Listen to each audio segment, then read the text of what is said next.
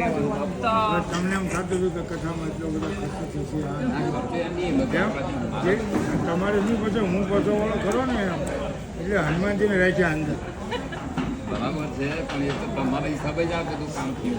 એકવાર જબાન અપાય છે ને કોઈને તો મરી જવું પડે પણ બીજી વાર જબાનમાં ના નહીં પડે એવો નિયમ છે. પણ મારો સિદ્ધાંત અલગ છે.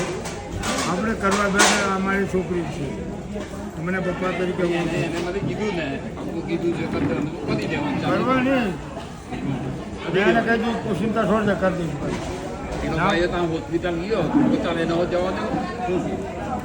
અરે આ તમને જાતિ જિંદગીએ મોટો લાભ મળ્યો.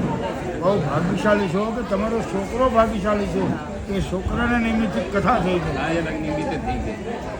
એ પૂર્ણ આત્મા છે કે જેની આ કથા કરાવડાવી તમારી પાસે. ભલે ગમે નથી રૂપિયા આવ્યા ગમે તેમ થયું પણ કથા થઈ અને સારામાં સારી થઈ એમ કેટલા માણસો જમ્યા છે. આમાં ઘણા હારા મોડા બધા આવે.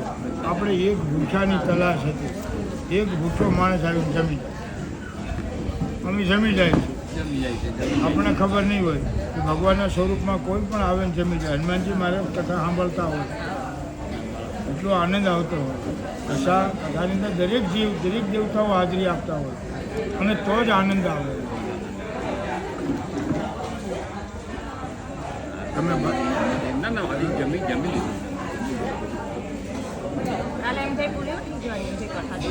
બધી રાખો તો બીજા આગળ કાઢી નાખી.